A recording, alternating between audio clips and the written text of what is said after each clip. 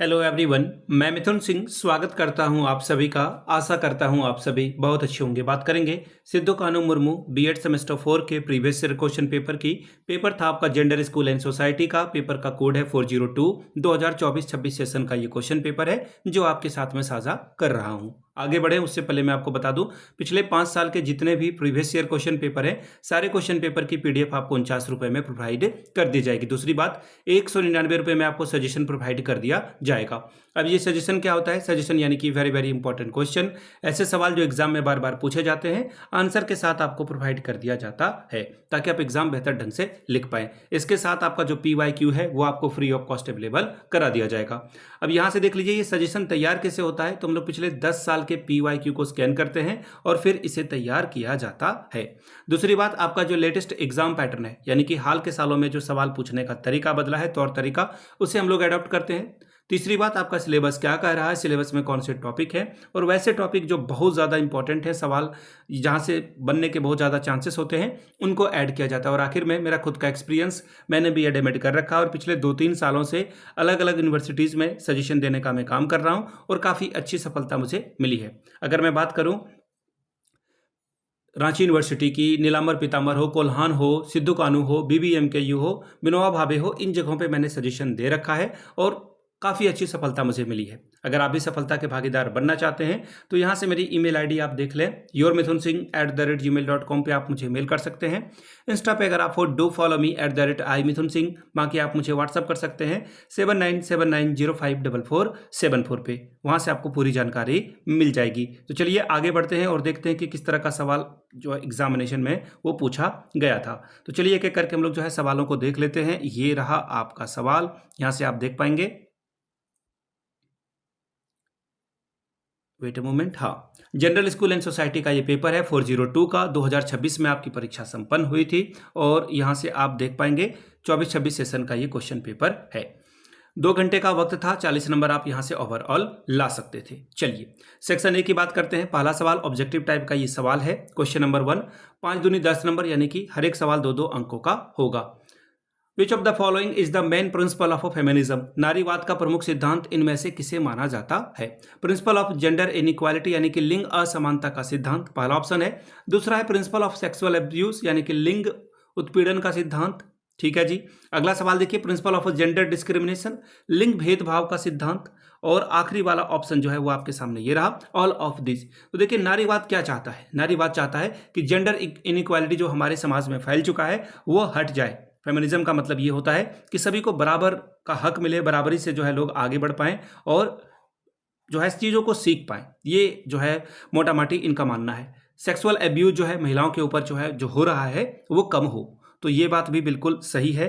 तो इस हिसाब से जो है पहला दोनों ऑप्शन अभी तक आपका क्या है, बिल्कुल ठीक है, दोनों ऑप्शन आपका करेक्ट है। तीसरा देखिए, जेंडर डिस्क्रिमिनेशन यानी कि जो लिंग भेदभाव होते हैं गाहे बगाहे, आपको पता नहीं चलता लेकिन आपके घरों में हो रहा है, तो वो क्या है, वो भी गलत है। तो आंसर आपका हो जाएगा ऑल ऑफ दिस यानी कि इनमें से सभी। 4 आपका जो है वो ऑप्शन करेक्ट हो जाएगा।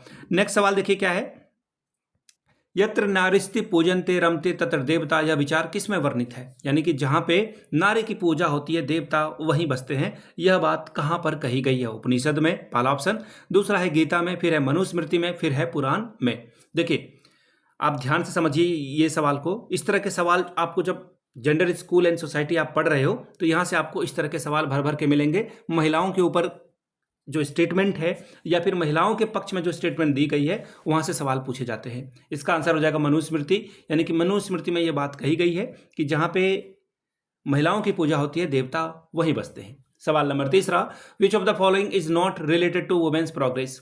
इनमें से कौन सा महिला उन्नयन से यानी कि महिलाओं के विकास से, महिलाओं के आगे बढ़ने से संबंधित नहीं है?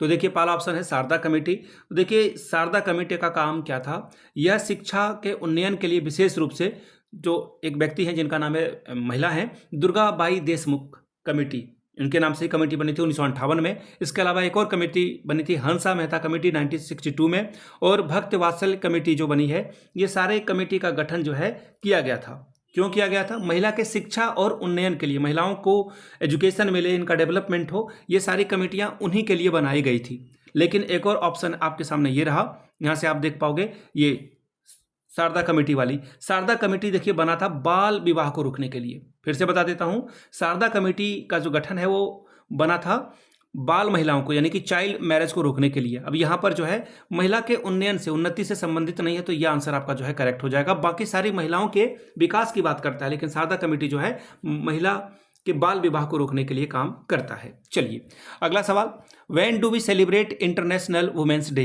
अंतर्राष्ट्रीय महिला दिवस हम लोग कब मनाते हैं? बड़ा ही आसान सा सवाल था, 8 मार्च इसका सही जवाब हो जाएगा। ऑप्शन नंबर 1 करेक्ट हो जाएगा। ठीक है जी, महिलाओं के अधिकार, उनके उपलब्धियों को, लैंगिक समानता को बढ़ावा देने के लिए हम लोग 8 मार्च को अंतर्राष्ट्रीय महिला दिवस मनाते हैं।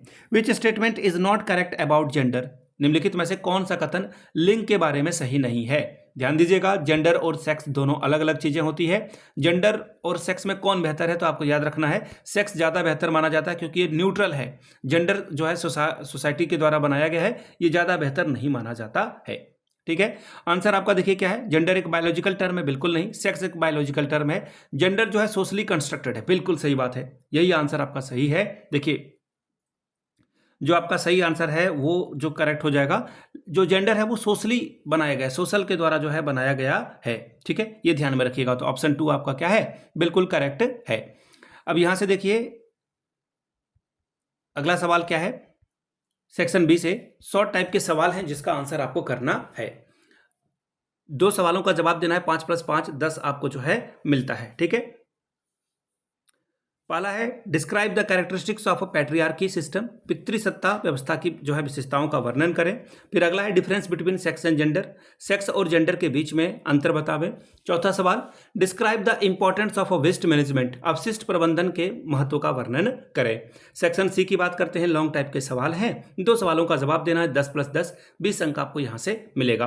पहला है describe the psychological and sociological perspective of gender and sex, यानी कि लिंग और लैंगिकता के मनोवैज्ञानिक सामाजिक परिप्रेक्ष्य का वर्णन कीजिए।